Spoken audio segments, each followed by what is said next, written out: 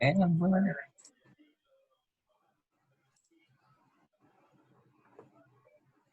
Masih di disable pas share screen-nya.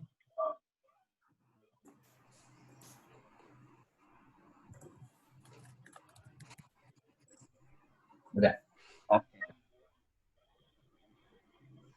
Ya, silakan.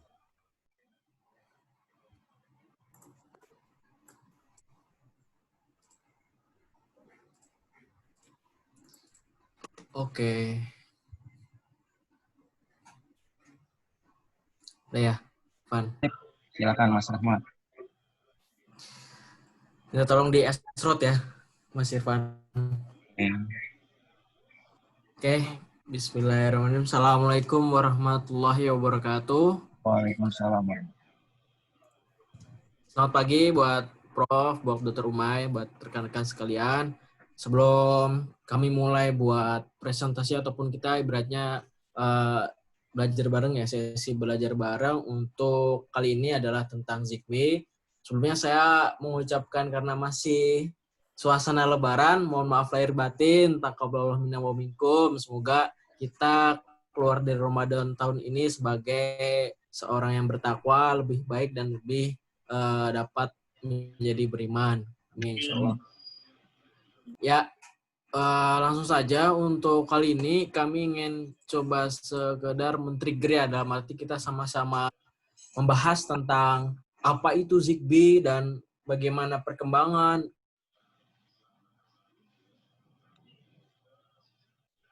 Kemudian ya kalau misalnya kita rangkum dari ya cukup banyak ya tentang Zigbee di kehidupan kita, saya coba akan deskripsikan beberapa hal di sini, mulai dari kita harus paham tentang apa itu Zigbee, mulai dari ya histori ataupun sejarah singkatnya lah, ibaratnya kita harus paham dulu bahwasanya teknologi ini tuh sebenarnya awal mula kejadian seperti apa. Kemudian tujuan dari Zigbee itu sih seperti apa? Apakah dia buat teknologi perkembangan dari jaringan atau mungkin dari teknologi yang lain gitu. Kemudian juga perbandingan tentang Zigbee. Kita juga tidak memungkiri bahwasanya Zigbee ini salah satu ibaratnya kompetitor gitu dengan teknologi-teknologi yang lain. Nanti akan coba saya bahas dengan Mas Irfan. Kemudian ada Zigbee Basic yang harus kita sama-sama pahami, mulai dari karakteristiknya, kemudian dari frekuensi di mana dia bekerja, dan kemudian di arsitekturnya.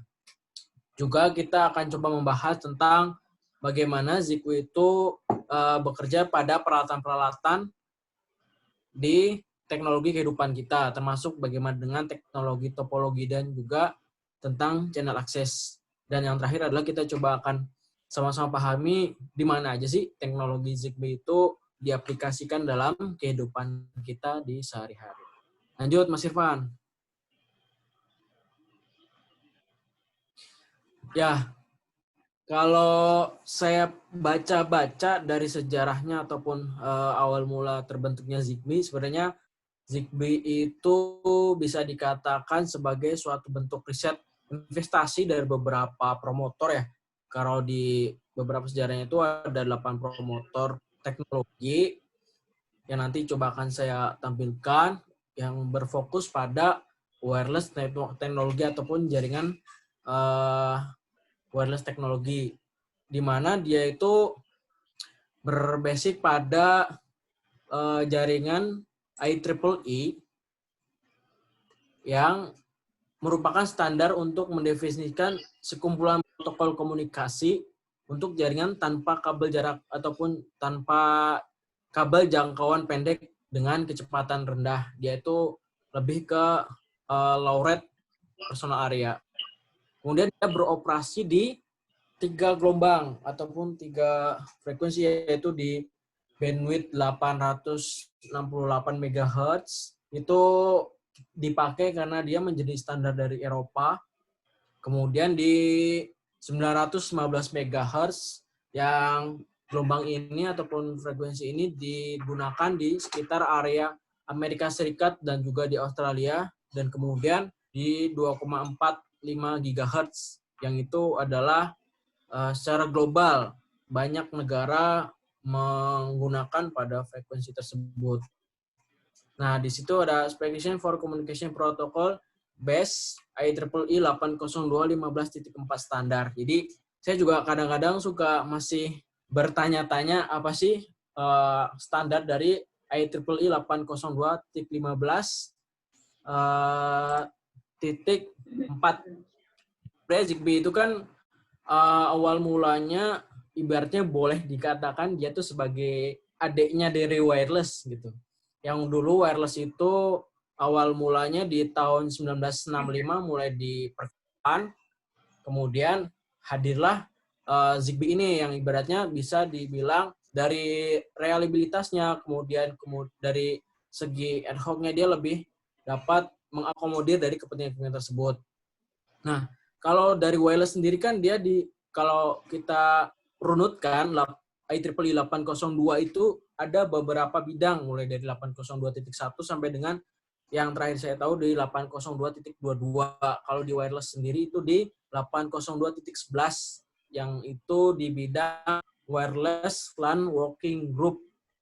Dan sedangkan dari Zigbee ini sendiri di 802.15 yang dia lebih fokus pada wireless personal area network ataupun WPAN, WADA working group. Nah, di sini dijelaskan wireless sensor monitoring dan kontrol. Dia berfokus hanya sekedar untuk monitoring dan kontrol karena yang jadi fokus dia nanti akan saya bahas dengan lanjut dengan Irfan, yaitu adalah dia berfokus pada low rate data transfer masuk ataupun disebut dengan teknologi untuk monitoring. Nah, ini beberapa yang difokuskan untuk Zigbee. Yang pertama adalah high reliability. Jadi yang dimaksud dengan high reliability di sini adalah yang berarti reliabilitas tinggi, artinya sistem informasi manajemen dan keamanan data terpadu dapat diterapkan pada setiap komputer klien ataupun di sini kita nyebutnya di end device yang dikendalikan dari satu tempat melalui aplikasi remote access lain ataupun nanti kita lebih mempergunakannya sebagai sebuah koordinator yang dia itu dikomunikasikan dengan data yang relatif lebih kecil. Nah, kemudian dia didesain untuk cost efektif. Karena setelah kami coba pelajari untuk Zigbee itu sendiri ternyata memang dia fokus pada peralatan-peralatan ataupun komponen yang lebih dikatakan relatif lebih murah dibandingkan dengan kondisi ataupun teknologi-teknologi yang sebanding dengan dia.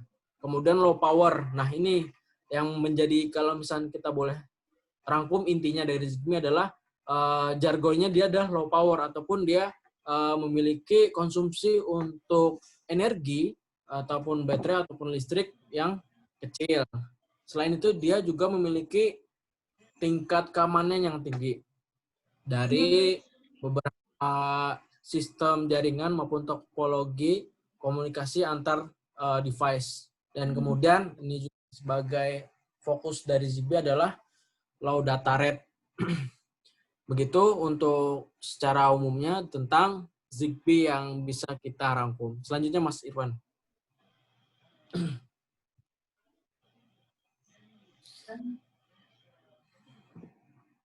Nah, tadi sudah sempat saya singgung bahwasanya mulai diperkenalkan Zigbee itu di tahun 1998 yang awal mulanya berkembang dari penelitian tentang Wi-Fi dan juga Bluetooth yang tidak bisa switchable ataupun tidak sinkron maupun diterapkan dengan banyak aplikasi. Karena mereka tuh sistemnya ad hoc ataupun punya semacam eksklusivitas. Jadi hanya pada device-device tertentu. Sehingga dimunculkanlah teknologi Zigbee ini yang bisa mengakomodir banyak teknologi. Gitu. Jadi awal mulanya untuk Zigbee,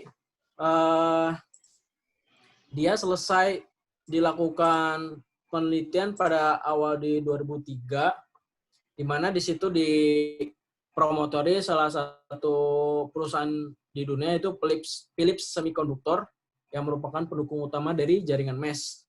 Namun di beberapa kesempatan dia sempat berhenti beraliansi sehingga selanjutnya Zigbee ini lebih terbuka. Awal mulanya promotornya hanya 8 tapi ternyata banyak perusahaan dari teknologi yang mulai tertarik dengan teknologi Zigbee ini. Kemudian muncullah Zigbee Pro, standar pada saat tahun 2007 yang dia punya banyak fitur mulai dari multicasting, minute one routing, and banyak lagi yang kira-kira memang bisa mengakomodir dari beberapa teknologi yang ada. Lanjut Mas Irfan.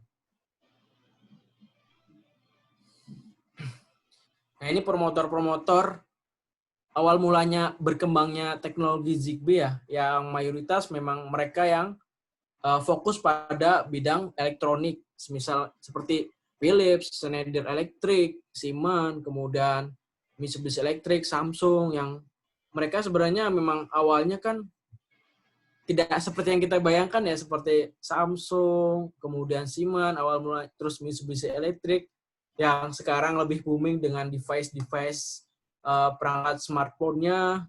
Dulu hanya sebagai retail radio, kemudian teknologi-teknologi diesel malah ibaratnya seperti Mitsubishi Electric itu, dan akhirnya sekarang berkembang menjadi pengembang di jaringan wireless.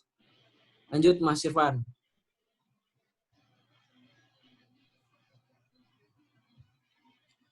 Nah, tadi sudah sempat saya jelaskan tentang teknologi Zigbee merupakan salah satu bagian dari WPAN ataupun Wireless Personal Area Network. Jadi dia itu lebih kepada komunikasi jaringan yang lebih sederhana, yang memiliki harga yang murah ataupun cost efektif, yang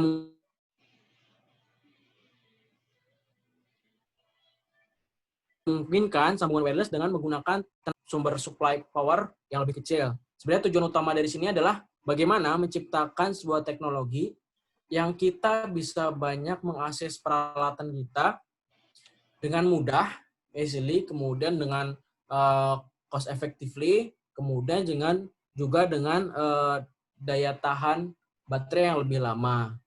Dan di sini Zigbee sebenarnya didesain untuk sensor networking dan automation.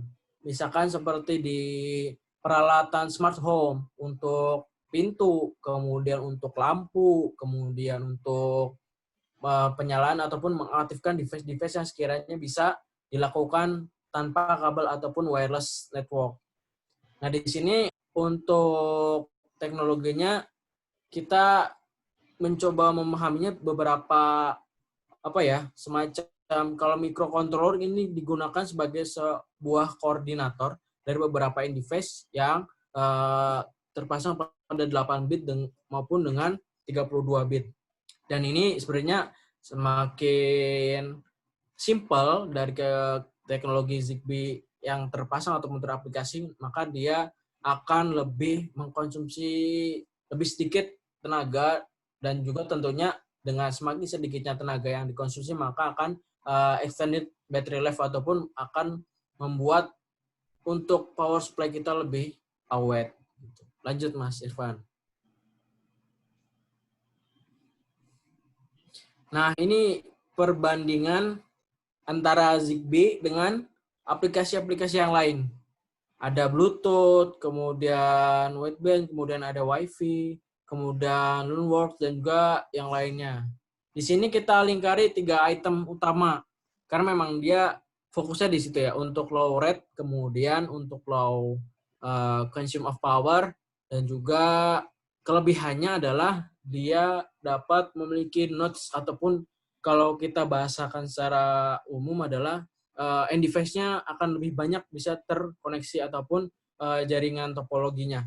Di situ ada 65.000 dibandingkan dengan teknologi yang sejenis dengannya seperti Bluetooth hanya 8, kemudian USB ada 128, dan juga Wi-Fi ada 32.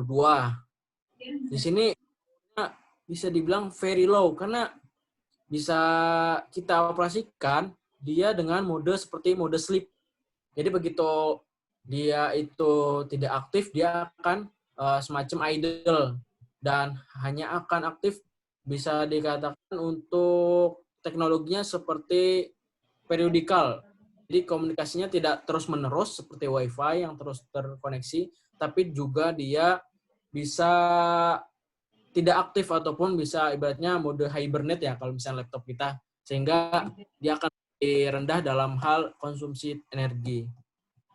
Seperti itu kurang lebih. Kemudian rentangnya pun juga lebih luas dibandingkan dengan Bluetooth, sampai dengan 300 meter.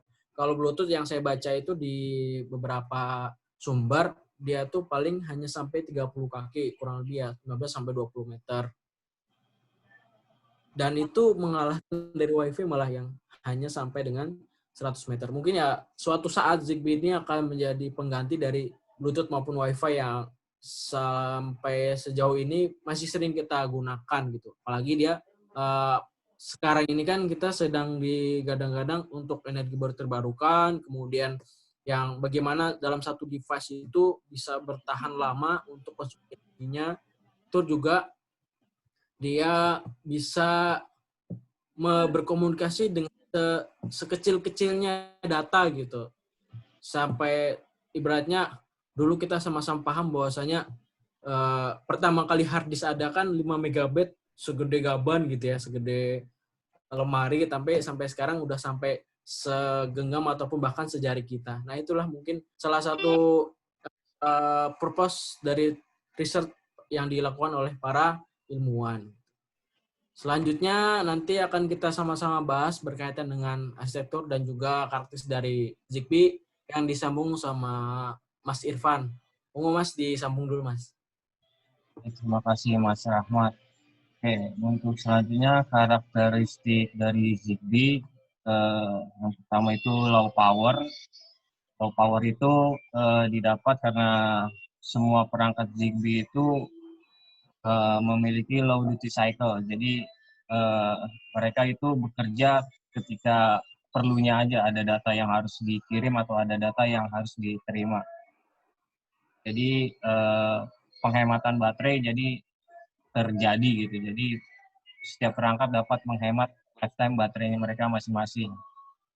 Dan low data rate karena Zigbee itu lebih fokus pada sensor dan monitoring, jadi tidak ada data yang ditransmisikan dalam jumlah besar.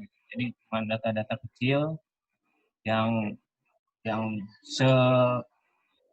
semaksimumnya itu kapasitas dia yang didapat dari 250 kbps itu cukuplah untuk mengirimkan data dan menerima data. Proses transmisinya bisa half duplex, yaitu mereka bisa mengirim dan menerima dalam satu waktu bersamaan. Lalu security-nya Zigbee itu menggunakan 128 AES bit block chipper algoritma yang mengenkripsikan dan mengautentikasikan paket-paket yang ada. Lalu high reliability,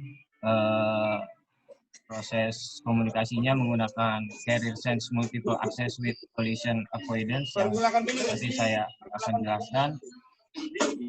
16 bit cyclic redundancy check, dan topologinya umumnya menggunakan mesh network yang nanti kelebihan dari mesh network itu akan dijelaskan. Selain itu nanti ada topologi star dan tree.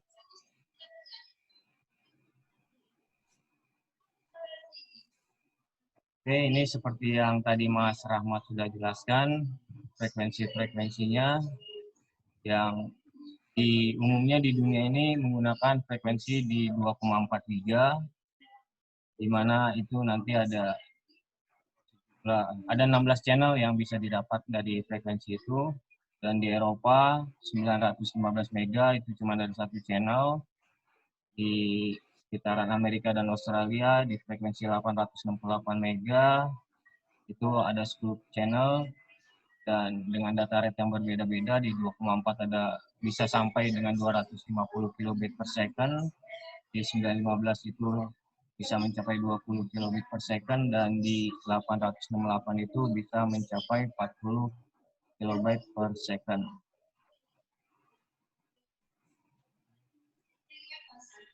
Oke, ini channel-channel yang ada di frekuensi 2,4 ada 16 channel, di channel 1 sampai channel 16 yang jaraknya itu sebesar 5 mega.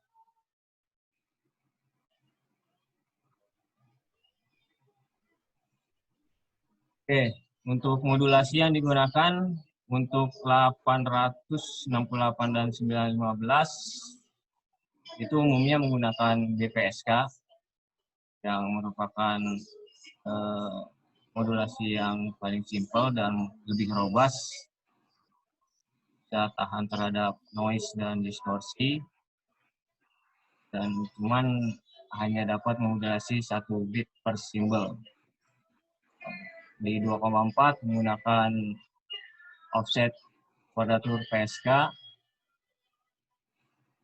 yang bisa mentransmisikan data lebih besar, itu bisa nyampe 250 kilobit per second.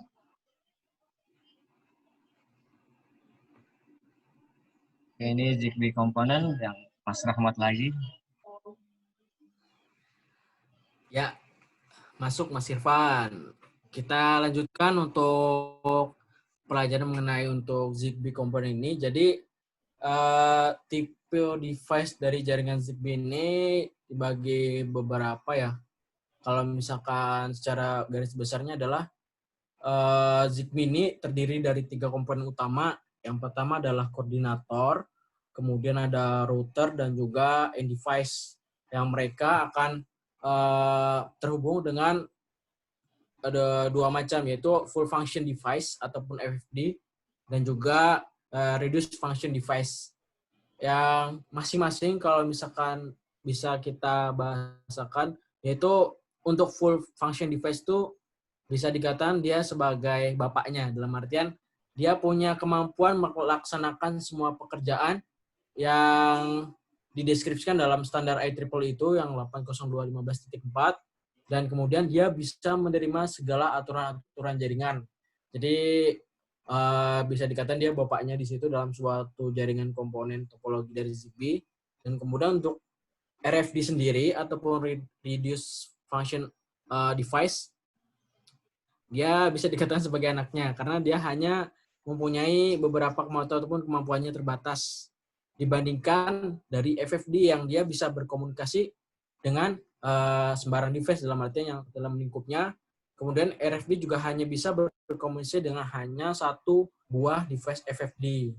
Dan di sini nanti FFD ini akan berperan sebagai sebuah koordinator. Nanti akan dicontohkan aplikasinya adalah kita akan meng-on off switch-kan suatu switch application sensor dalam device, dan kemudian itu sendiri dia punya kemampuan pemrosesan dan ukuran memorinya lebih kecil dibandingkan dengan FFD. Jadi untuk koordinator boleh dikatakan dia berfungsi sebagai pelingkup semua jaringan yang ada pada ring scope area tersebut, dan dia juga berfungsi sebagai bridge ataupun jembatan bagi para nodes yang terhubung dalam sebuah jaringan. Kemudian router ini sebenarnya dia sifatnya opsional, hanya sebagai perantara dalam arti dari end device sampai dengan ke koordinator, dan dia juga sifatnya sebagai penguat ataupun perluasan area suatu jaringan. Dan nanti Zigbee end device yang dia berfungsi sebagai device terakhir ataupun perangkat yang kita kendalikan. Di sini pun RFD ataupun FFD juga bisa berperan sebagai end device kalau misalkan memang tidak ada end device terakhir maupun tidak menggunakan router. Di sini untuk panahnya kita ibaratkan sebagai jaringan ataupun koneksi antar jala. Lanjut Mas Irfan. Nah, tadi sudah sempat saya buka untuk protokol dari Zigbee sendiri. Ini agak ngelik ya. Ada koordinator, router, dan juga end device. Ini kalau lebih rincinya, kalau koordinator akan membentuk sebuah jaringan, kemudian dia akan mempertahankan jaringan tersebut, kemudian akan memonitoring seluruh jaringan yang terhubung ataupun nodes yang terhubung dengan dia.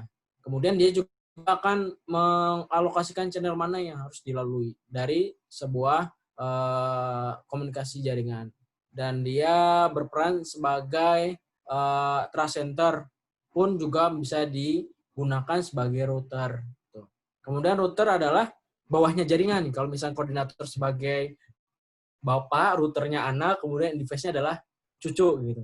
Nah di sini router ini akan menjoining antar nodes yang terhubung dengan router, kemudian untuk selanjutnya diteruskan ke koordinator. Dan juga dia sebagai broadcasting serta untuk store data for sleeping and device, dalam artian kapan device itu dipakai ataupun kapan device itu harus di dalam keadaan mode idle ataupun sleeping. Dan yang terakhir adalah in device. Dia akan lebih sering tidur lah ibaratnya. Dia akan lebih sering idle, tidak terlalu banyak konsumsi energi dan juga tidak terlalu banyak aktif karena ya itu kan jargon utama dari Zigbee ini adalah bagaimana bisa low consumption of power sama data rate. Kemudian dia periodically wait to check if their parent nodes have anything for them. Jadi dia akan kapanpun secara periodik akan bangun, dalam artinya akan aktif ketika memang ada order untuk mengaktifkan device tersebut. Dan juga ya ibaratnya seperti kucing yang kita bangunkan ketika dia tidur di lantai. Lanjut Mas Irfan. Nah ini beberapa aplikasinya.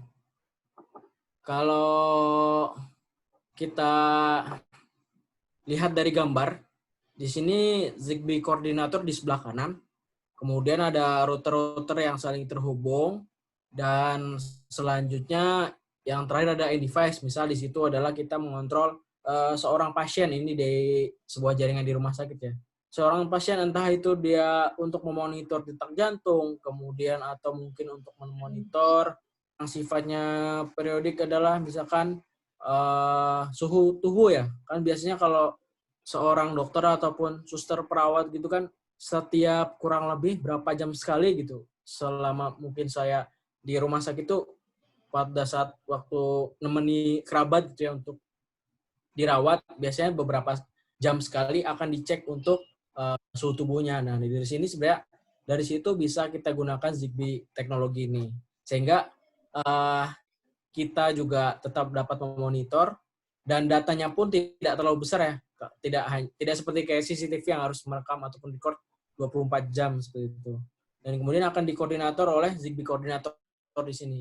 Dan nanti dia akan sebagai ibaratnya pusat kontrol dari teknologi and device yang terhubung di jaringan suatu scope area. Lanjut Mas Irfan.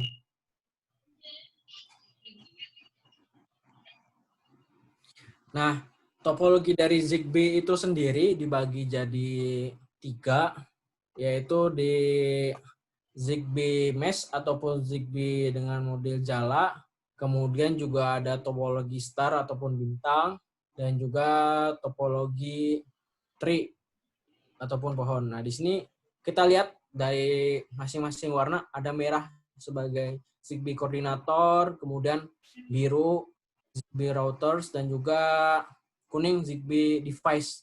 Jadi yang kuning itu end device-nya, entah itu automatic rolling door ataupun humidity ataupun yang tadi kita temperatur sensor.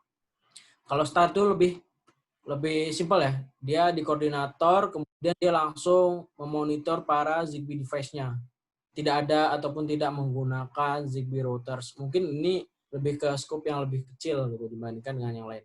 Nah, kemudian untuk model 3 di sini tetap ada yang langsung berkoneksi dengan koordinator, tapi juga ada yang masih langsung ataupun masih berkomunikasi dulu dengan Zigbee routers. Seperti yang kita ketahui di awal bahwasanya router itu hanya sebagai tangan panjangnya ataupun dia berfungsi untuk memperluas area yang dikendalikan seperti itu. Dan untuk mesh ataupun model tipe jala sebenarnya hampir sama dengan Tri, cuma dia memang dibantu dengan para router yang di situ pun router dengan router yang lain itu juga saling berkomunikasi, sehingga ya boleh dikatakan ini ya bisa lebih untuk addressing maupun pengalokasian channelnya lebih tertata. Lanjut Mas Irfan. Ini coba kita tampilkan satu topologi dari Zigbee itu sendiri, yaitu model topologi mesh ataupun jaringan. Lanjut. Nah, ini ada device-nya, ada koordinator kontrolnya, kemudian nanti end device-nya di sebelah kanan pojok bawah dalam bentuk switch. Bisa dilanjut, Mas Irfan. Nah, ini artinya terkoneksi. Ini kan mesh link-nya ya, untuk panah-panahnya dari beberapa router maupun device-device yang difungsikan. Tapi ini lebih ke device, berarti nanti untuk ujung end device-nya ada di switch yang ada di sebelah pojok kanan bawah. Nah, ini saling menyebar dalam artian koneksinya akan saling terkoneksi antara satu nodes dengan nodes yang lain, sehingga nanti akan diatur di koordinator oleh ZigBee koordinator. Untuk yang di sini ada komponen berupa controller di sebelah kiri. Lanjut, Mas Irfan. Nah, ini misalkan kalau koordinator mau mengaktifkan end device, nah dia akan nge-routing jalur mana yang memang sekiranya bagus, kemudian juga lancar, dan juga bisa dikatakan karena ini mungkin dari sini lebih dekat gitu ya, dia akan nge-routing nih sampai dengan end device. Ada 4 nodes yang dilalui sampai dengan akhirnya mengaktifkan. Nah, apabila ada yang putus dari nodes itu, entah dia mati atau baterainya habis atau bahkan rusak gitu, dia akan mererouting sehingga dia akan mencari nodes mana yang terdekat ataupun yang terefektif yang bisa untuk mengaktifkan switch tersebut. Nah, akhirnya dia akan mererouting sehingga dia bisa tetap mengendalikan dari switch tersebut. Lanjut, Mas Irfan. Oke, ini beberapa aplikasi dari ZigBee yang bisa Nah, ini beberapa aplikasinya untuk ZigBee.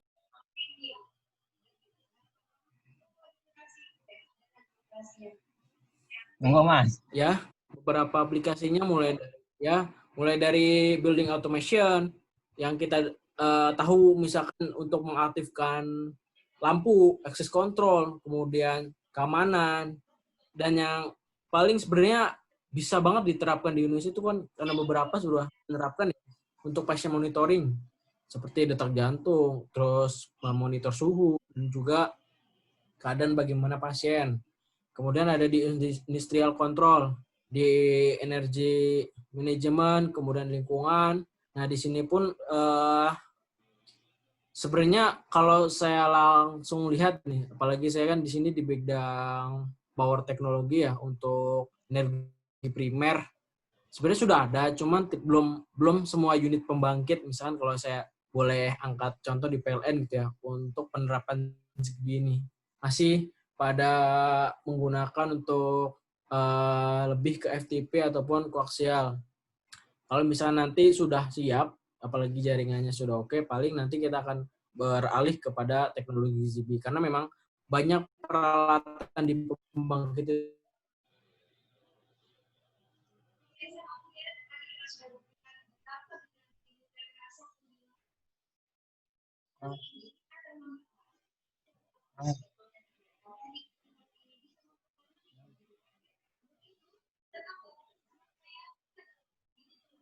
Terus kayak jaringannya.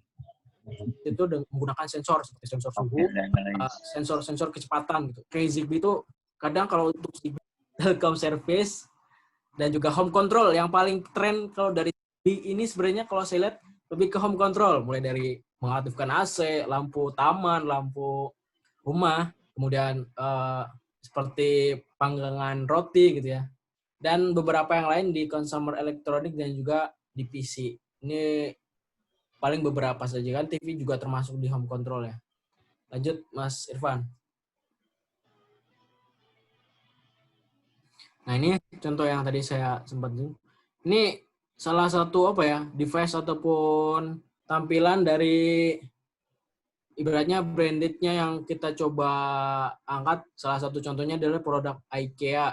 Nah, di sini mulai dari smart remote control sampai smart carbon, mungkin beberapa iklan sudah pada pernah menyaksikan dengan teknologi suara ataupun dengan clapping aja dia bisa menghidupkan beberapa device. Nah, itu sudah diterapkan ya, sampai pun sudah banyak sekali. Cuman belum spesifik Makanya tadi ada teknologi ataupun topologi model star yang dia dari satu koordinator bisa langsung ke end device. Karena memang kalau misalnya pakai router dalam satu area sepertinya terlalu boros gitu. Makanya bisa diringkas langsung dari koordinator sampai dengan end device.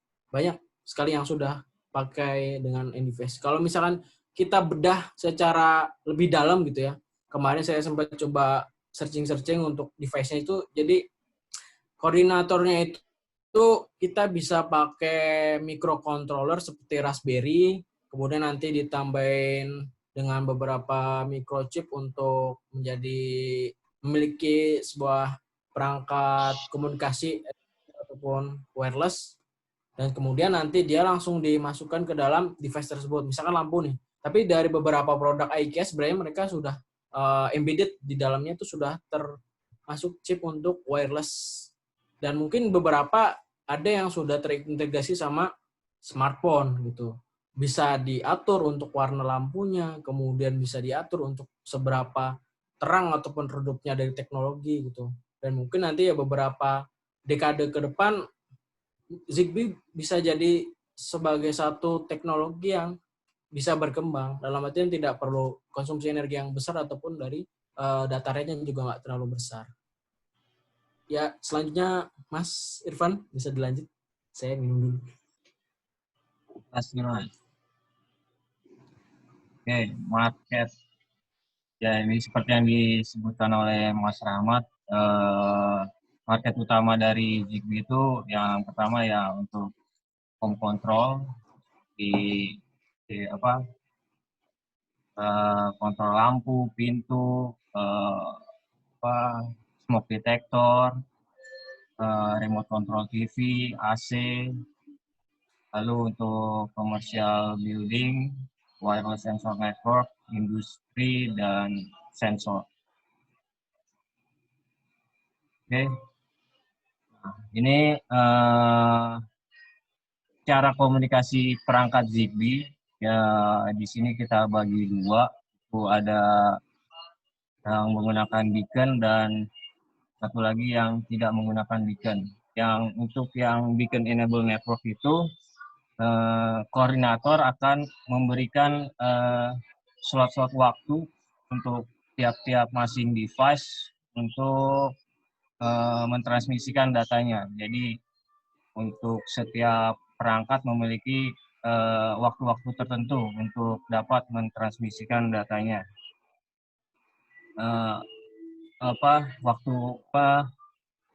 Waktu-waktu tersebut disebut dengan guaranteed time slot. Jadi ketika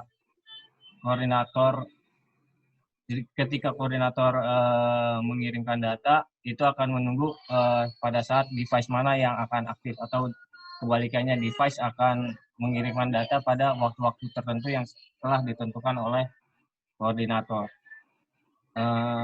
Kelemahan dari beacon enable network ini ya, jadi setiap perangkat nantinya akan mencoba untuk mentransmisikan data hanya untuk mensinkronisasikan clock-nya dengan koordinator.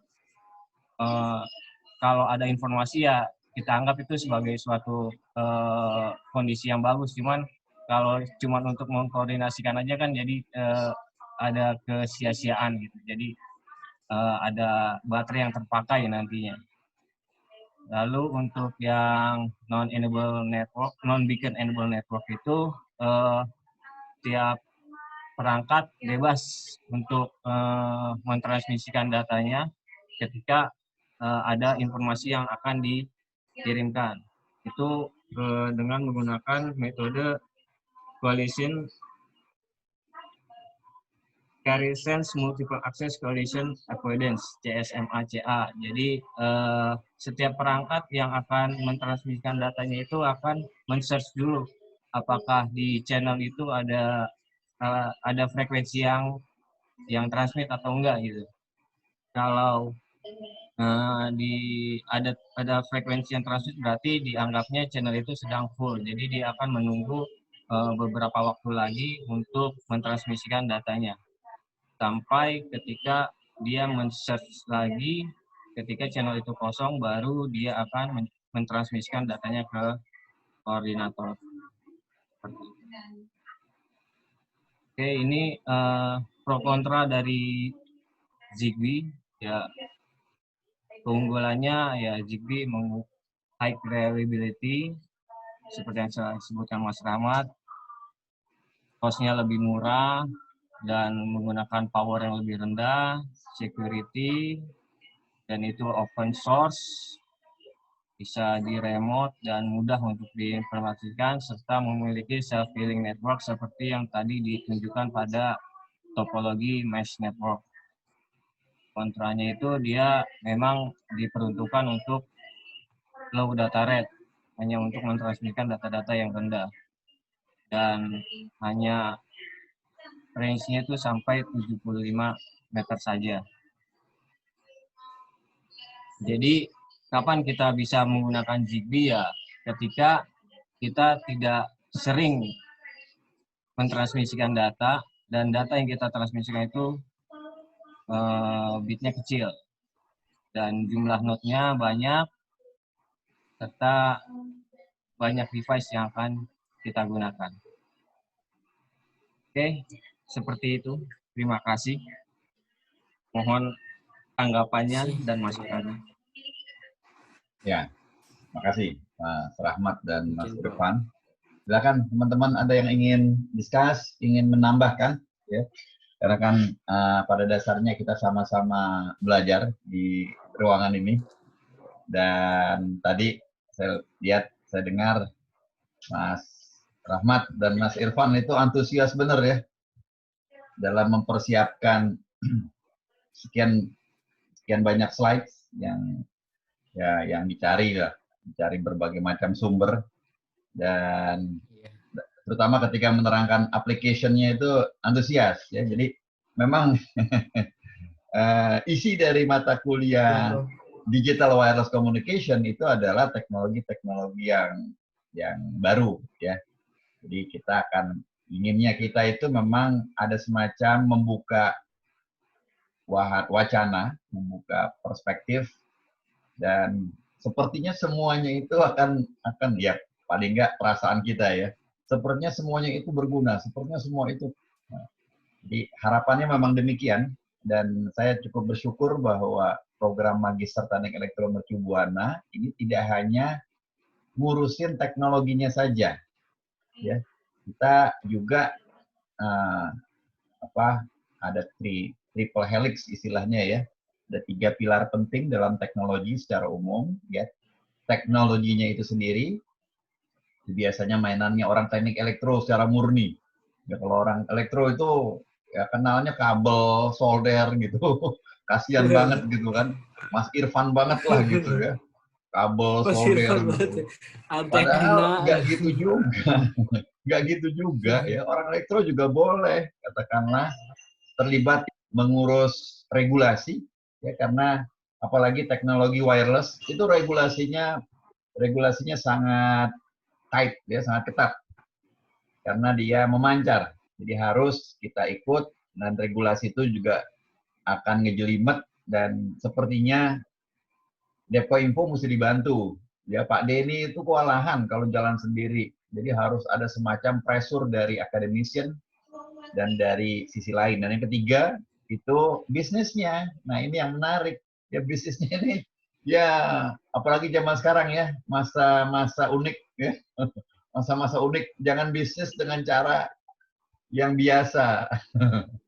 Ya, jangan bisnis dengan cara biasa. Jadi bisnislah dengan yang agak berbeda. Karena kalau yang biasa-biasa aja ya udah banyak. Dan di kita itu selalu follower tuh banyak. Ya. Jadi selalu orang ingin ngikut orang lain. Jadi Ibu Bapak kalau melihat dari berbagai macam teknologi ini, ya mungkin juga teknologi-teknologi kayak gini cepat juga itunya, secara dinamis cepat dia, jangan juga kita terlalu lambat. Tadi kan disinggung ya di sini gambarnya smart home, ada smart katakanlah smart office ya, ada macam-macam, ada smart pabrik mungkin ya, smart hospital, ya, itu kan menarik semua itu. yang oke, ya kunjungan dokter ke pasien itu tetap jangan dihilangkan. Ya, pasien itu kadang-kadang ketemu dokter dia sembuh, melihat wajah dokter dia sembuh pasien Sugesti. itu ya. Ya, itu jangan dihilangkan. Jadi yang hal-hal yang manusiawi itu tetap harus ada.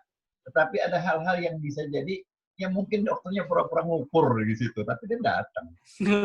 Sementara pengukuran lebih presisi kalau dilakukan dengan cara yang mungkin tidak sangkut paut dengan manusia.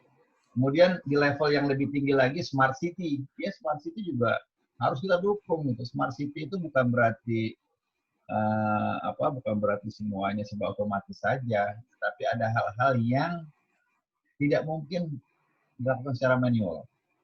Ya, jadi tetap teknologi harus membantu. Ya sederhananya lah, ibu bapak kan sering ngalamin ya macet di sebuah tempat itu karena memang kita maju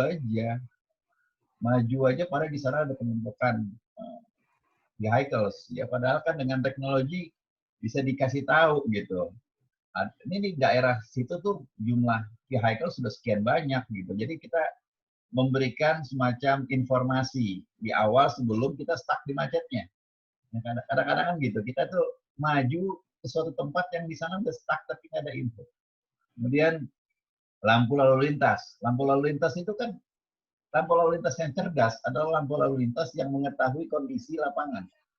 Dan lampu lalu lintas itu kan EPROM-nya ada. Yang katakanlah merahnya ini sekian detik, hijaunya harus sekian detik. Jadi lampu lalu lintas itu jangan jadi justru tempat membuat macet. Lampu lalu lintas itulah tempat yang bikin macet. Penyebab macet itu dia, gitu. Kenapa? Karena tidak disetting berdasarkan traffic. Ya, jadi tetap itu ya kadang-kadang kan lampu lalu lintasnya dimatikan gitu istilahnya ya, polisi yang turun tangan. Iya. Nah itu kan kembali ke zaman dahulu. Padahal kita berupaya supaya dibantu oleh teknologi. Jadi ada banyak hal. Nah, lebih canggihnya itu ya tentu smart city ya kita cobalah membantu pemerintah juga. Saya nggak tahu di angkatan Anda ada atau enggak, tapi biasa di setiap angkatan itu ada teman-teman yang kerja di Pemda. Di Pemda DKI, Pemda Bekasi. Ya why not? Kan itu bisa sedikit banyak ya bukan ini ya. Mereka pun perlu masukan kok. Mereka tuh perlu bisikan dari akademisian ya, akademisian yang seperti apa ya tentunya yang mirip-mirip kayak Anda lah yang juga dinamis gitu, nggak cuma baca buku doang, nggak cuma ngotak-ngatik rumus aja, tapi juga bisa terbuka matanya. Dan ya buat Anda secara pribadi semua mahasiswa saya tentu dilihat nanti apa yang bisa membawa keuntungan juga secara finansial buat kita ya. Dan ya namanya manusia juga perlu uang lah ya. Dan yang lebih membahagiakan itu adalah kita di bidang ilmu kita bisa memberikan manfaat buat orang banyak. Jadi itu tadi gambaran sangat menarik kalau menurut saya. Tapi kalau ingin ada yang ditambahkan, teman-teman mungkin bisa atau ingin discuss ya. Jika bisa ya kita bisa memperkaya, memperdalam keilmuan ini. Silakan. Ya, selamat pagi Prof. Yo dan teman-teman. Prof. Mudrik, maaf. Pagi, Pak Dodi. Ada pertanyaan. Ini saya baru dengar tentang Zigbee, dan kalau lihat di aplikasinya mirip sama PLC ya, atau Programmable Logic Controller. Seperti untuk industrial control, smart home, dan traffic light, dan sebagainya. Nah, ini bedanya apa ya dengan PLC tadi? Atau dengan Arduino misalkan?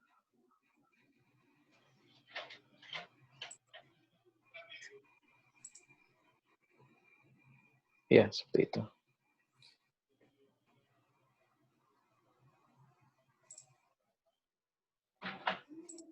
Silakan Mas Rahmat, Irfan. Baik, Prof.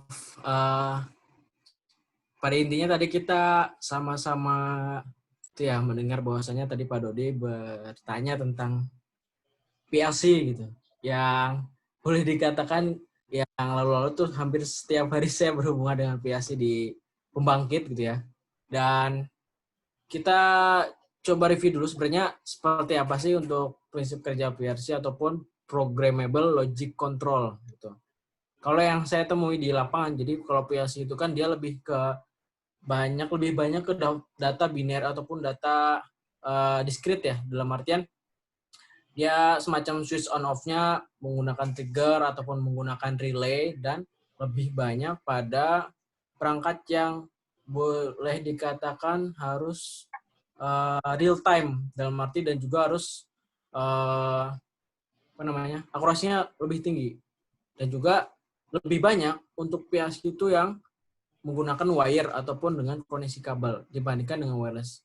Mungkin bisa dengan wireless karena memang di pembangkit pun saya juga termasuk sempat menerapkan untuk PLC itu mengoperasikan sebuah pembangkit langsung dari laptop dengan jaringan wireless gitu.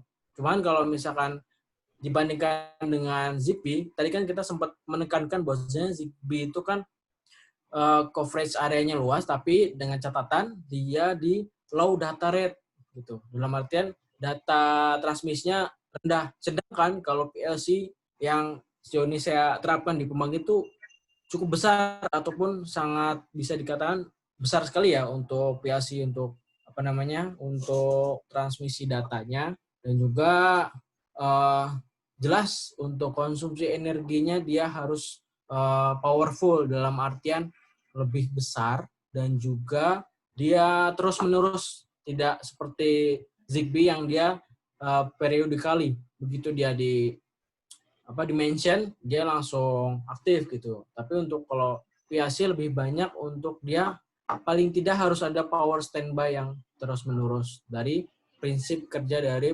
programmable logic control. Jadi ya kalau misalkan dibandingkan sebenarnya ya itu lebih nekankan pada power consumption sama dari data rate-nya yang jadi headline utama dari perbedaan Zigbee dengan programmable logic control. Apalagi PLC kan juga sangat kompleks dalam sebuah sistem kontrol gitu ya.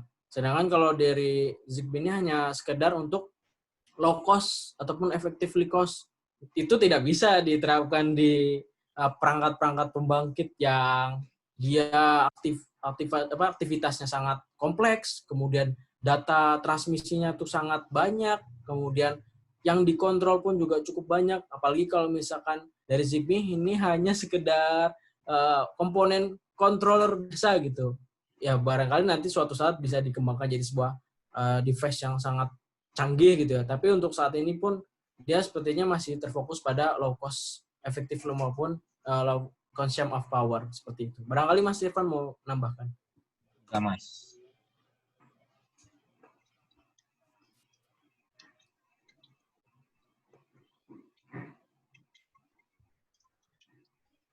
Iya, kelihatannya positioning-nya unik ya. Kalau implementasinya di mana ya?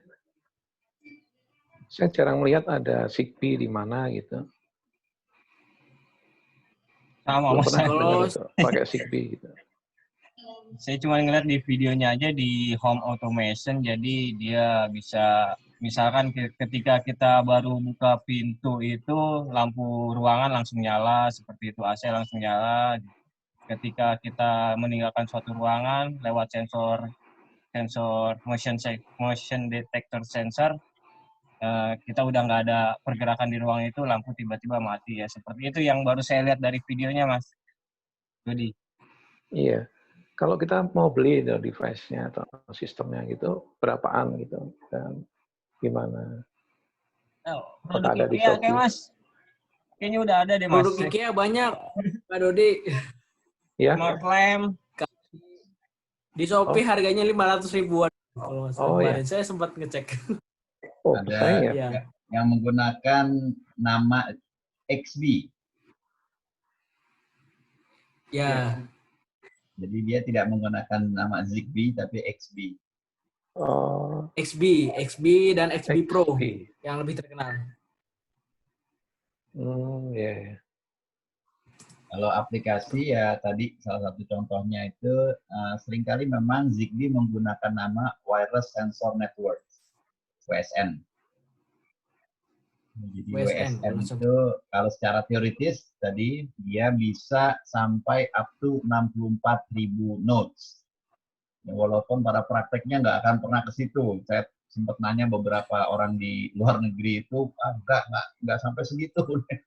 Karena memang nggak mudah ngatur note sebanyak itu. Termasuk waktu itu ada tamu dari Sydney, dia sempat masang di jembatannya Sydney, dekat Opera House itu, dia bilang untuk mendeteksi vibrasi jembatannya. Jadi memang sangat menarik ya, sangat menarik. Karena teknologi itu kan tujuannya buat serving the humanity. Ya. Jadi kita bisa bayangkan katakanlah kesehatan atau antisipasi kecelakaan, antisipasi disaster ya, itu vibrasi dari jembatan, atau juga bisa dipakai di salah satunya itu untuk mendeteksi gempa bumi, untuk mendeteksi tsunami, karena dia pakai jaringan yang banyak ya, tentu antar mereka komunikasi. Nah, nanti ada yang namanya koordinatornya atau base stationnya atau bapaknya, kakeknya, koordinatornya. Dialah yang mengagregat data itu untuk dikirim ke command center.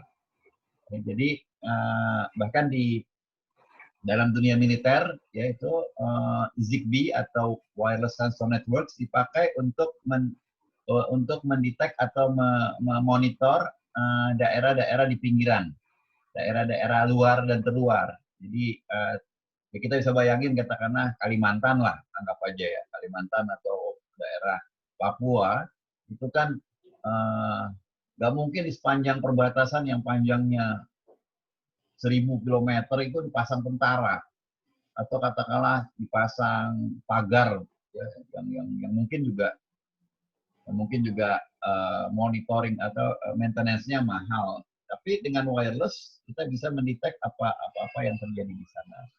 Nah, ada istilah lainnya itu smart dust ya, smart dust. So apa namanya debu smart. Jadi bahkan konsep dari wireless sensor networks itu dipikirkan karena harga per nodes-nya itu nggak mahal, katakanlah cuma beberapa dolar aja, dan dia pakai mode yang sangat hemat energi, maka baterainya itu bisa sampai beberapa tahun, katakanlah setahun 2 tahun. Maka nodes-nya itu disebar aja dan tidak diharapkan kembali. Jadi memang diinvestasikan untuk terpakai, dan setelah beberapa saat, beberapa tahun mungkin ya udah hilang gitu. Nanti ada APBN lagi atau APBD lagi. Nah, dengan jumlah 1000 buah katakanlah, ya 1000 kali atau 2000 buah kali $5 itu kan nggak mahal kalau buat pemerintah.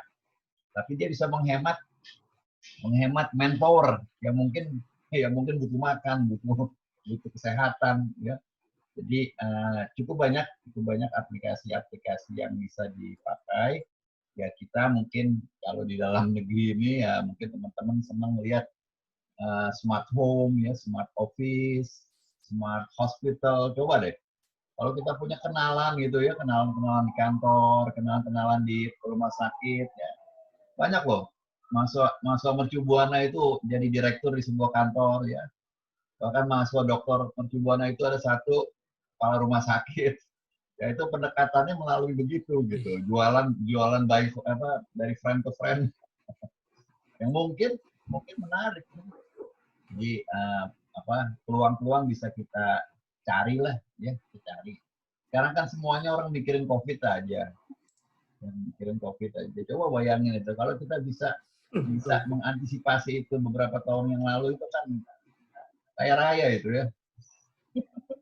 Atau walaupun nggak kaya raya, didoain orang banyak lah biar masuk surga. Ya, itu tambahan dari saya, silakan. Iya, terima kasih, Prof. Ini kalau dibandingkan Arduino Uno atau ESP8266 kan berbasis wireless juga ya. Kelihatannya ini lebih murah mana ya? Ini ZigBee atau yang berbasis ESP8266 itu ya? Iya. Saya lihat harga di pasaran dia rata-rata kurang dari 100.000 Pak Dodi. Saya juga ZigBee ini ya? cukup excited karena dulu juga pada saat saya buat tugas air itu juga pakai microcontrol dan juga ESP dan lain-lain itu bisa sampai lebih dari 300. Ini cuma kurang dari 100.000. Dia lebih murah. Ini alternatif ya?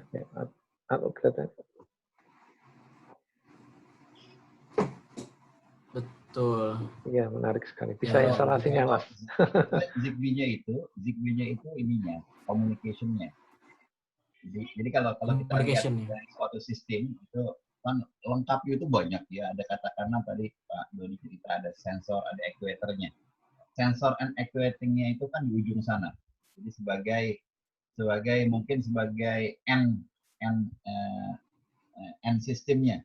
Nah, bicara mengenai Zigbee, Device. mengenai wireless System. power sensor, itu kita sebetulnya bicaranya lebih ke arah communication part dari sistem itu. Jadi antara Arduino atau apapun namanya tadi dengan Bluetooth-nya itu kan sesuatu yang terpisah, ya kan? Jadi kita sekarang bandingkan Bluetooth dengan Wi-Fi dengan Zigbee gitu. Jangan dengan Arduino, karena itu dua entitas yang nggak sama, ya. Jadi ada nggak Arduino yang pakai Zigbee? Ada nggak Arduino yang pakai Bluetooth? Ada, gitu. Ya, jadi Zigbee ini lebih mengarah ke komunikasi communication protokol. Ya, bahkan ada protokol spesial dari IEEE tadi ya, 802.15.4. Ya, ada juga kan 802.15.3 dan lain sebagainya. Nah, 802.15 itu adalah payung protokol IEEE untuk short range, ya, personal area network. Semuanya masuk situ. Saya lupa kalau nggak salah WiMAX itu 16 kalau nggak salah WiMAX. Kalau Wi-Fi kan 11. Nah, kalau yang ini bareng dia tuh mau Bluetooth bareng. Ya, jadi ini adalah protokol for communication dari beberapa nodes yang berbeda. Jadi dia nanti dilengkapi dan sangat mungkin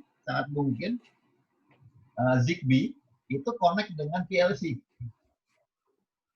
Ya, PLC ANSI itu kan sebetulnya benda yang ada di sana yang ngatur acting dan sensing. Tapi kalau kita ingin connect dia secara wireless, tidak dengan kabel, nah itu pilihannya terserah, mau pakai Wi-Fi, mau pakai seluler. Jadi kita adu nih mereka. Kenapa sih pakai Zigbee? Kenapa nggak pakai seluler? Gitu. Ya bisa aja selulernya itu sebagai BTS-nya. Katakanlah Mas Irfan ingin ngatur rumahnya di rumah dari kantor. Tentu komunikasi dari TVRI ke rumahnya itu ya pakai seluler. Ya kan? Pakai seluler atau pakai katakanlah entahlah mungkin internet kawat, internet kabel. Nggak mungkin pakai Wi-Fi kejauhan, nggak mungkin pakai Zigbee. Tetapi setelah dia connect ke BTS-nya, ke apa katakanlah tadi saya bilangnya BTS, ke komunikasi coordinating ya, koordinatornya. Nah, di dalam itu dia bisa komunikasi dengan Wi-Fi, bisa komunikasi dengan Bluetooth, bisa komunikasi dengan Zigbee. Kenapa nggak pakai Bluetooth aja? Kenapa harus ada Zigbee? Tadi, Zigbee itu spesial. Kalau kita mau ngirim video, jangan pakai Zigbee, tapi pakai Wi-Fi. Ya kan? Jadi Wi-Fi itu kemampuan transmitnya sampai sekian Mbps. Kalau Zigbee itu tadi up to 250 kbps. Bahkan yang usual itu 50 kbps. Kenapa sih nggak mau banyak-banyak? Ini maunya segitu. Itu protokolnya. Lahir karena itu. Tetapi dia punya kelebihan. Kelebihannya apa? Nodes-nya banyak. Wi-Fi coba. Anda udah ngerasakan kan siang-siang connect Wi-Fi mercubuana, berebut kita. Tapi kalau Zigbee itu bisa banyak. Gitu. Jadi di balik kekurangan Zigbee ada kelebihannya. Ya, misalnya tadi baterainya, durabilitasnya, dan macam-macam. Jadi ini Zigbee itu adalah bagian untuk komunikasi datanya, untuk pertukaran data. Dia tidak untuk memproses datanya. Nanti ada lagi prosesornya ya, mungkin Arduino-nya itu. Ya, jadi ini saya coba lihat tadi saya coba buka ya di mungkin bisa aja. Ini saya tutup dulu ya.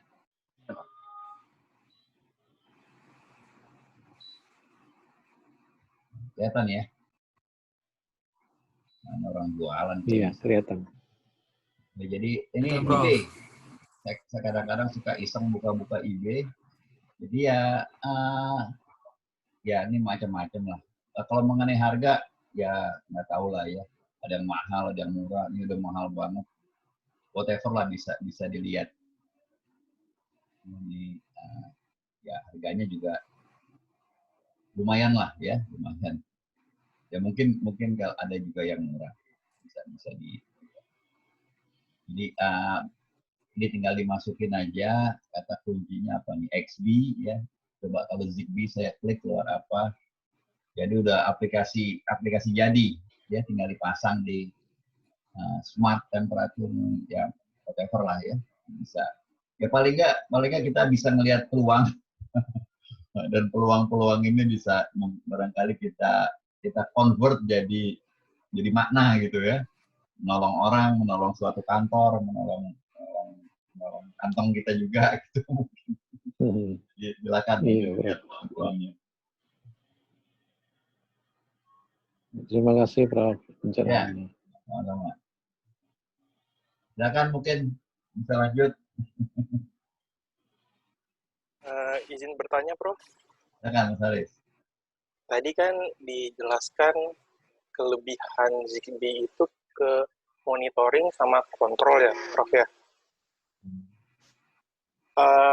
Padahal kan kalau IoT itu butuh communication yang paling utama kan. Apakah antar misal sensor dan aktuator itu nggak bisa saling berkomunikasi gitu, Prof? Dia cuma memberikan inputan ke koordinator. Nah, jadi communication Zigbee itu tugasnya buat communication.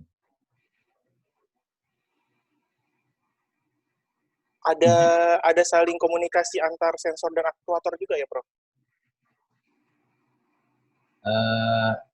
Kalau dari gambarnya tadi kan komunikasi dua arah.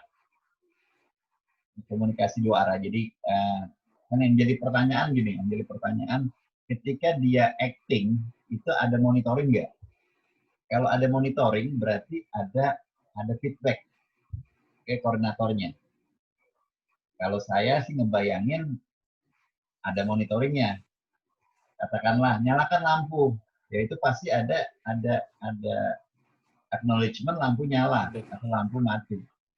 Nah, Zigbee itu ya saya katakan aja, Zigbee itu sama kayak Bluetooth, sama kayak Wi-Fi, adalah poin bagian yang bertanggung jawab terhadap komunikasi.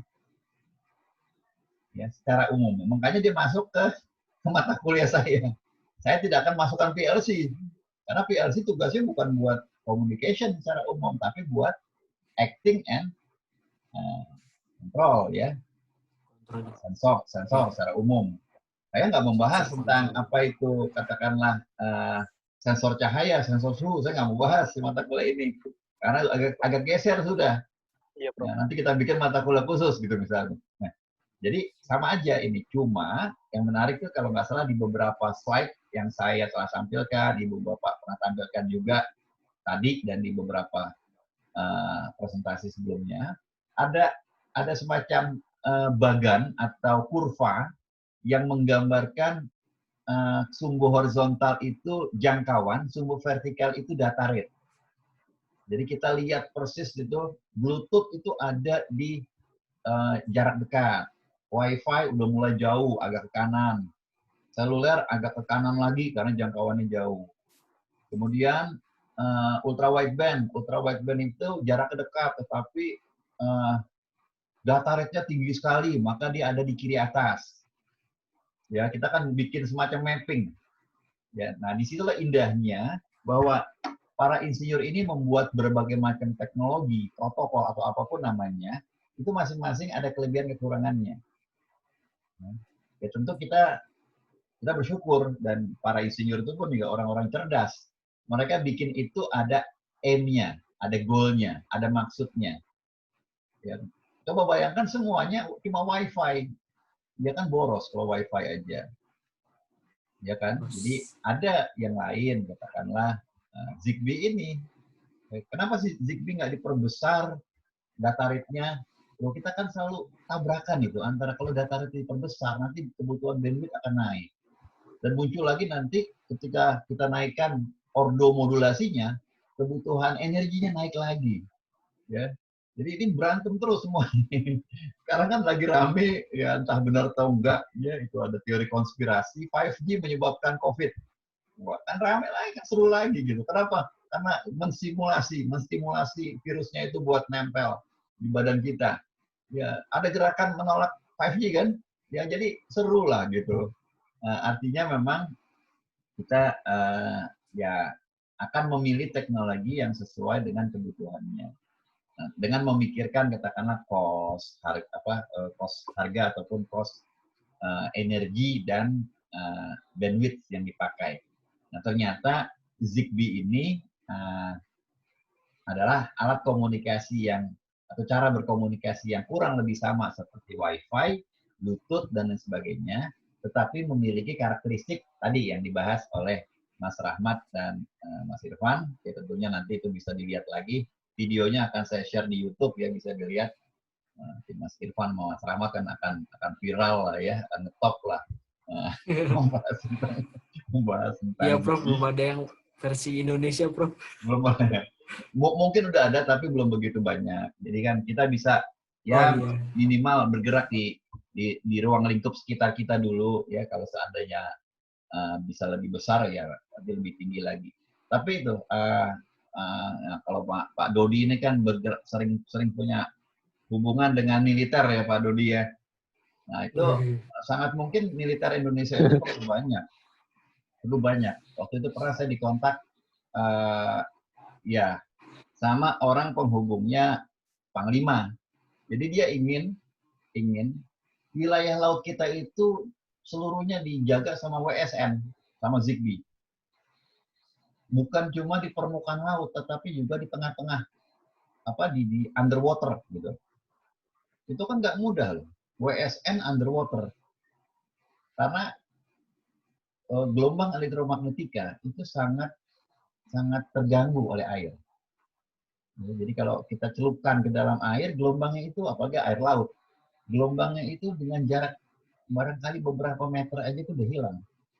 Jadi Zigbee yang mempunyai kemampuan katakanlah sampai 30 meter, 100 meter, itu mungkin drop hanya beberapa meter saja. Ya, karena powernya pun nggak besar. Nah, itu mereka sangat perlu. Kemarin itu kan proyek yang dapat prioritas nasional, drone ya. Drone itu dimenangkan. Jadi kita akan melanjutkan proyek drone. Pasti itu semua elektro. Pasti semua itu elektro terlibat. Komunikasinya, security-nya, pasti komunikasi itu. Nah, tentunya kan kita, oke lah, ada orang ITB, ada orang ITS, orang hebat lah. Tetapi kan ada porsi, pasti yang mereka pasti butuh bantuan seluruh rakyat. Jadi kalau seandainya ada peluang-peluang seperti itu, ya why not? Minimal kita belajar dulu, ikutan belajar. Ya. Nanti mungkin kita tambah ngerti, kita tambah pinter. Nah, hari ini kita kenal Zigbee, mungkin bulan depan kita bisa memahami lebih banyak lagi. Dan kita bisa mengembangkan. Dan teorinya sederhana aja. Teknologi yang ada hari ini, itu akan berubah dengan cepat. Yang merubah siapa ya? Kita ini. Kita akan kembangkan. Memang kita di Indonesia nggak bisa merancang chipnya. Tapi paling nggak kita bisa mengembangkan beberapa level aplikasi yang gitu. Masih ada? Silakan. Izin bertanya lagi, Prof. Ya, silakan. Saya tertarik banget. Misalnya cover area Zigbee itu bisa sangat luas ya, Prof. Nggak perlu protokol lain yang menghubungkan jaringan dia gitu, Prof. Ya. Jadi antar mereka. Gitu, antar mereka ya, Prof. Nah, jadi Zigbee itu mirip dengan Bluetooth. Dia tidak perlu infrastruktur. Dia sifatnya ad hoc. Jadi antar mereka itu katakanlah teriak, kemudian komunikasi antar mereka. Nah, tetapi karena memang mereka itu sifatnya short range, jarak dekat, nanti ada koordinatornya. Atau yang kita sering bilang sebagai BTS-nya, sebagai access point-nya. Ya, dialah yang nanti akan mengirim ke command center, ke mana gitu, jarak jauh. Ya, dialah yang mungkin bertanggung jawab buat dunia luar. internal di situ mereka saling komunikasi baik secara tree, secara star ataupun secara mesh. Ya, itu ininya. Protokol mereka berkomunikasi.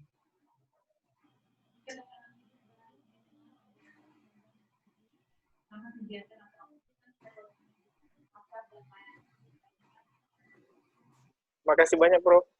Ya, Mas Haris. Silakan, Mas Jimmy. Sehat, Mas Jimmy. Anda di mana tuh? Di Nusa Tenggara Timur ya? Iya, Prof. Di kampus. Ya. Hati-hati ada komodo. Minal aidin. Jadi ada komodo Bang Jim. Mohon maaf lahir batin, teman-teman. Terima kasih, Mas Jimmy. Keren banget tuh danaunya. Ini dekat Danau rumah. apa laut? Di laut, Prof. Bukan Laut rumah. ya? Waduh, keren nih.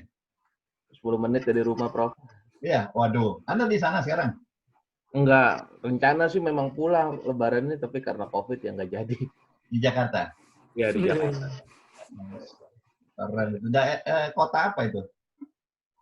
Saya di Labuan Bajonya, Prof. Oh, Labuan Bajonya. Oh, keren. Wah, kapan-kapan kita konferensi sana, Bu Mai. Ya, UI itu kalau nggak salah bulan Oktober apa kapan? Di Labuan Bajo ngadain konferensi. Oh gitu, ya, Prof. Nah, dulu juga beberapa tahun lalu Prof. Didi minta kami ngadain di sana, cuma karena kita belum tahu belum ada kenalan gitu, belum ada peluang, nggak bisa nih. Ada Mas Jimmy, enak ini. Boleh, Mungkin Prof. bupatinya Mampir ke rumah. saudara Mas Jimmy kali ya. Ya, keren. Silakan, mungkin ada komentar, Mas Andre, Mas Lingga. Ya, Mas Daus. Pas izin bertanya tuh sama Mas Rahmat juga Mas Irfan. Ini jadi memang saya tertarik sekali ngebahas Zigbee karena memang saya kemarin sempat beberapa kali ketemu paper gitu yang bahas Zigbee, tapi mungkin karena memang saya lebih fokus ke medical equipment-nya, medical teknologinya, jadi lebih ke sana sih, jadi yang fokusnya gitu, nggak terlalu melebar ke yang lain. Nah, kebetulan saat ini kan saya lagi kerja di rumah sakit. Nah, kalau di rumah sakit itu tuh ada divisi kan, ada divisi IT, ada divisi engineering-nya juga. Nah, saya masih di divisi engineering. Nah, kemarin itu saya baru kemarin banget sih ketemu sama manajer divisi IT-nya, mereka mau bikin project Zigbee untuk untuk support perawatan di rumah sakit ya. Nah, mungkin saya tadi tertarik sama slide-nya Mas Ahmad yang ngebahas tentang instalasi itu yang di rumah sakit. Nah, mungkin bisa di-sharing kembali proses instalasinya itu seperti apa, terus apa aja sih yang dibutuhkan kalau untuk pemasangan Zigbee, baik dari tadi ada routernya segala macam. Jadi kayak mungkin ingin review ulang karena juga saya masih awam, belum bahas lebih detail tadi, belum bahas lagi itu. Mungkin bisa di-sharing nanti. Saya kasih dulu, Pak. Terima kasih, Mas.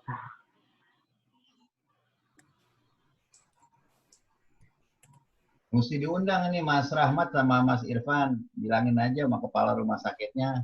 Undang nih ada pakar. Nah, nanti kan bisa jadi bisnis. Biasanya Prof yang ngerjain tapi sekelas Prof. Enggak, ini aja cerita aja ya. Ini satu angkatan MTE, saya lupa MTE 8, MTE 11, MTE berapa. Itu mereka bikin perusahaan. Jadi setelah kenal, setelah dengar dari Pak Iwan ya bagaimana kaitan dengan manajemen bisnis ICT, tahu dari Pak Denny, tahu peluang-peluang teknologi ini, itu mereka bikin perusahaan. Jadi kita bisa tetap kerja di perusahaan kita. Mas Irfan bisa tetap kerja di TVRI. Dia kan punya dirut baru yang keren kan ya. Nah, perusahaannya jangan ditinggal. Nah, sementara kita nggak masalah kan punya perusahaan selama tidak mengganggu. Atau kalau kebetulan perusahaan yang baru itu jauh lebih hebat, ya kita tinggal perusahaan kita. Dan sekarang itu kan, ya sorry, cuma jadi pekerja kan di sana, bukan jadi pemilik. Nah, kalau bikin perusahaan jadi pemilik. Jadi ya kayak gitu Mas Daus ya. Jadi pada dasarnya kan kayak gini-gini, ya ini kan kita belajar dari orang yang lebih cerdas dari kita, para entrepreneur yang duluan maju. Itu cerita Bill Gates, ceritanya Steve Jobs. Itu kan mulainya dari garasi rumahnya atau dari hal-hal yang mungkin sepele lah dilihat. Mungkin dari omongan Zoom santai di hari Sabtu kayak begini. ternyata ada semacam hal yang behind of that itu ya mungkin peluang bisnisnya sangat besar ya. Jadi bisa kita itu kan, jadi bisa kita seriuskan gitu dari obrolan sederhana ini. Jadi ya bisa jadi ya kita ini tidak terlalu menguasai Zigbee saat ini. Ya, langkah-langkahnya apa sih yang kita harus lakukan, bisa jadi kita nggak tahu. Tetapi peluangnya ada. Ini kan teman-teman ini kan orang-orang cerdas ya, lulus S1 semua kan? Iya. Udah kerja di suatu perusahaan, walaupun dimarahin sama atasan gitu ya, tapi palingnya tuh orang-orang yang sudah tahu peluang-peluang itu. Nah, bisa di-create lagi peluangnya. Coba lihat tuh Mas Irfan itu. Dari tadi nganggur aja kan di kantor. Nggak ada kerjaannya. Nah, jadi semua kita. Ya, dia marahin, Bang. Kondisi-kondisi idle seperti ini, itu kan kalau orang-orang yang cerdas tadi, saya bilang, para entrepreneur, mereka itu waktunya nggak pernah ada nganggur. Selalu, ya orang kayak Elon Musk, ya, zaman sekarang yang keren itu kan Elon Musk. Yang punya yang bikin mobil listrik itu ya. Nah, itu orang-orang yang ya katakanlah wawasannya luas sekali gitu. Jadi ada aja idenya. Nah, why not ya di Indonesia ini? Karena kalau lihat dari kondisi saat ini, perspektif ke depan, kalau kata orang itu kan COVID nggak akan meninggalkan kita ya. So, kalau kita mikirin aja sedih nanti, ya merenung aja kan, takut. Nah, tapi di balik itu ada banyak hal yang ternyata ada peluangnya tersendiri, ya. Siapa nyangka itu kan? Semua orang sekarang pakai masker keluar, nggak pernah kita sangka. Jadi kayak gitu-gitu. Nah ternyata memang teknologi IT, teknologi telekomunikasi ini salah satu yang meledak. Kita prihatin lah sama teman-teman lain di bisnis lain yang turun ya. Tapi ya mau nggak mau itu dunianya. Kalau bahasa orang yang sedang bosen dengernya itu kan new normal ya. Lama-lama kan sebel ya, new normal. Tapi ya memang kayaknya ada satu dua hal berubah di dunia ini. Termasuk komunikasi kita sekarang ini. Ini luar biasa kok. Luar biasa. Kalau coba ya, semuanya ke Zoom kan. Bisa dikatakan semuanya ke Zoom. 80-90% itu Zoom. Padahal itu punya di Amerika loh. Kenapa kita komunikasi internal di Indonesia aja nggak perlu pakai jalur internasional? Ada katakanlah servernya. Saya nggak tahu, mungkin Zoom udah punya server di Indonesia barangkali ya. Nah, itu kan sebenarnya sayang ya. Duit kita kita bayar, padahal ya, kita ini kan hebat. Infrastruktur banyak orang-orang hebat loh, orang-orang IT itu banyak. Tapi kita kaget melihat perubahan ini, kita nggak bisa mengantisipasi. Jadi silakan ya Mas Daus, nanti bisa bincang-bincang lah. Jangan di sini, ntar kan ketahuan sama kita bisnisnya. Nah, kita minta uang dengar nanti. Dibikin. Ada di rumah sakit mana? Di Rumah Sakit Jantung Jakarta, Prof, yang di Matraman, di HC namanya, Jakarta Health Center. Ya kan Anda kerja di situ, ada juga angkatan berapa itu Bu Umay, Mas Firdaus, dia di Rumah Sakit UI Depok. Terus mahasiswa doktor kita itu Dokter Diki namanya, dia kepala rumah sakit di Bekasi. Jadi sebetulnya mereka kalau kita ceritain kayak begini-begini antusias. Oh mau tuh rumah sakit saya kayak gitu. Ya, cuma kan the next step-nya itu yang kadang-kadang kita tuh nggak sensitif gitu. Padahal bisa loh kita jalannya.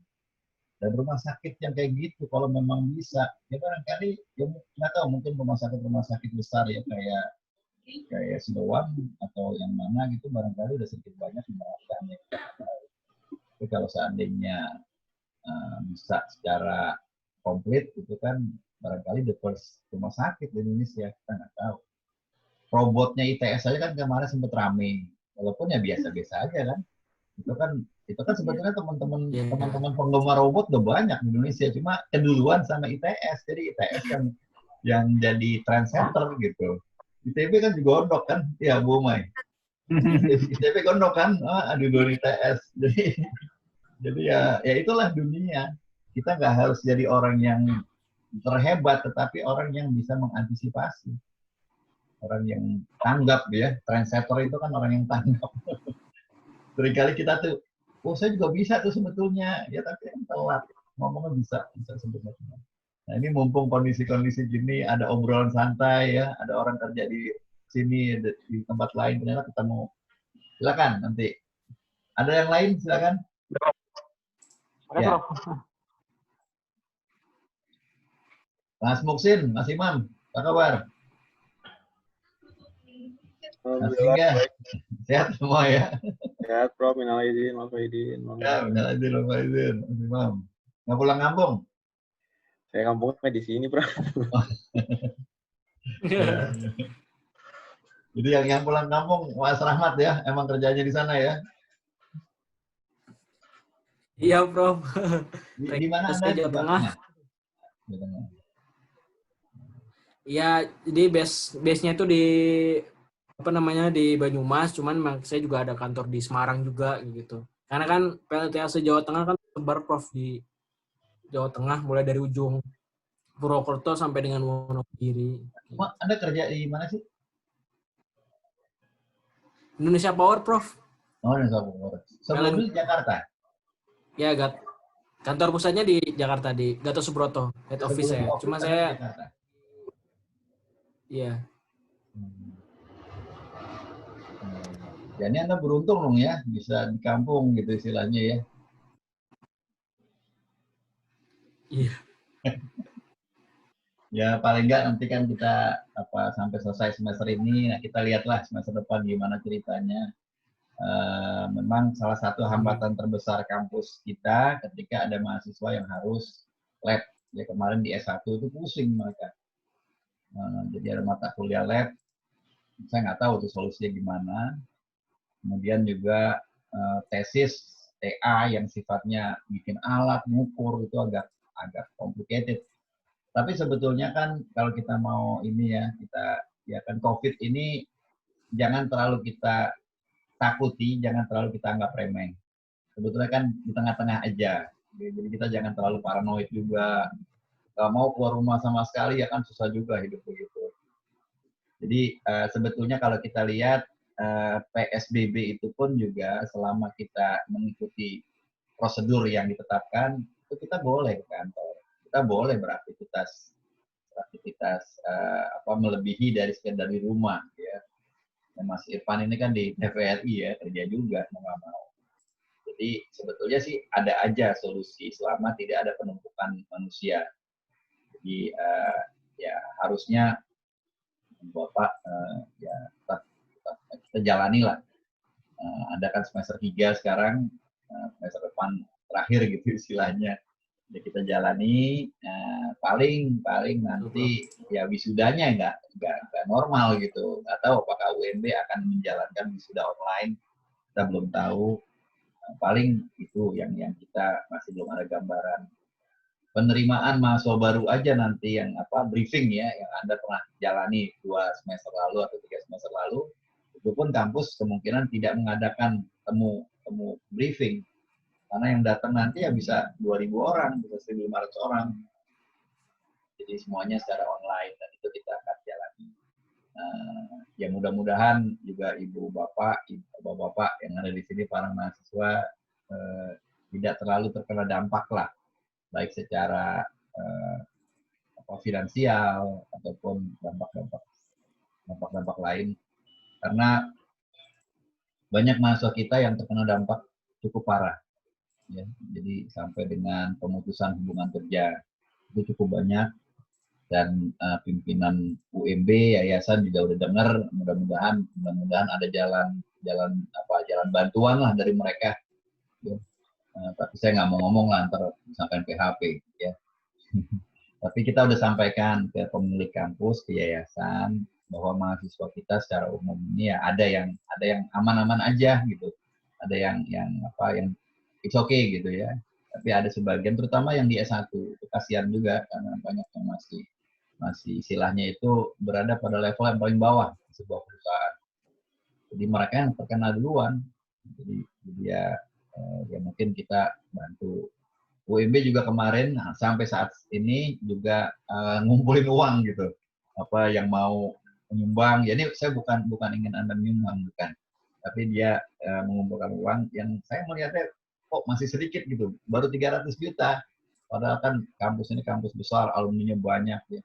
Itu baru segitu, dan itu diberikan ke mahasiswa-mahasiswa juga, sebagian mahasiswa-mahasiswa di sekitar kampus itu banyak yang stuck ya, banyak yang terisolir, nggak bisa kemana-mana. Dia ngontrak di sekitar kampus, ada kontrakannya, dia nggak bisa kemana-mana di situ, juga uang nggak ada. Jadi akhirnya pimpinan itu menyuplai makanan hari-hari gitu. Coba kita bayangkan, kesian gitu, udah kayak orang di pengungsian. Nah, jadi kayak gitu-gitu saya rasa ya oke lah, kita relatif yang sedikit lebih beruntung itu melihat kondisi-kondisi seperti itu, ya kalau bisa dibantu ya kita bantu. Jadi itu kondisinya ya, dan ya kita 1-2 bulan lagi mungkin, atau sebulan lagi kurang lebih ya, awal Juli itu semester akan berakhir, kita akan UAS tentu secara online, entah gimana saya belum tahu persis karena belum diputuskan. Ini bisa aja nanti stylenya ngirim via email, ngupload via post, ya, atau multiple choice di post kayak e-learning, whatever. Saya rasa itu gambaran-gambarannya. Intinya UAS nanti Anda tidak ke kampus gitu. tidak ada rencana itu, dan bahkan rencana itu tidak diinginkan di kampus. Jadi Mas Rahmat tenang-tenanglah di kampung ya. Biar jangan ke Jakarta dulu, malah kita bingung hendak ke Jakarta, ngeluarin kita lagi. Jadi orang luar Jakarta nggak boleh ke Jakarta sekarang. Wajib isolasi dulu, Prof. Iya, harus isolasi. Ini seru itu, di perbatasan seru lah, ya orang-orang suruh muter. Tapi ya nggak tahu lah nanti kalau seandainya ada yang spesial bisa masuk juga. Jadi kita sifatnya itu yang mudah-mudahan ya istilahnya itu kurvanya membaik lah ya, kita kan melihat kurva terus sekarang. Semua statistik juga ya, kurvanya membaik, mudah-mudahan lebih baik. Karena kalau saya lihat di beberapa negara maju itu mereka udah agak dibuka. Itu saya lihat beberapa kamera online di Jerman itu udah rame jalanan. Walaupun memang habit mereka itu, kalau kita itu kan rame-ramenya itu numpuk ya, orang kayak berpelukan gitu di jalanan. Tapi kalau orang barat itu kan memang nggak terlalu rapat antar mereka. Antri pun juga kan nggak mungkin nempel. Kalau di kita kan antri nempel, antri salaman mau acara pernikahan, ngambil makanan tuh nempel kita sama orang. Jadi penyakit kita di situ, itu mungkin harus kita ubah gitu Pak. Jadi ya kita lihatlah, mudah-mudahan getting better keadaannya. Udah bosan juga kan ya di rumah. Udah bosan juga di rumah. Jadi kalau mau agak terbuka. Masih ada komentar mungkin sebelum kita akhiri? Mas Liga? Sudah, Prof. Aman masih. Soalnya masih belajar, Prof, kalau yang kayak gini. Iyalah, kita semua belajar kok. Iya, kita semua belajar. Dan terus terang aja, ini teknologi yang selalu update. Ya, jadi nggak ada, katakanlah, orang yang udah paham ini 5 tahun lalu, nggak dapat tambahan info. Jadi teknologi kayak gini tuh paling susah ngajar. Ya saya dari awal kan udah ngomong ke Anda. Nggak mungkin ada satu orang yang menguasai semua bidang ini. Jadi kita saling cukup? Cukup, Prof. Cukup ya. Baik kalau ini saya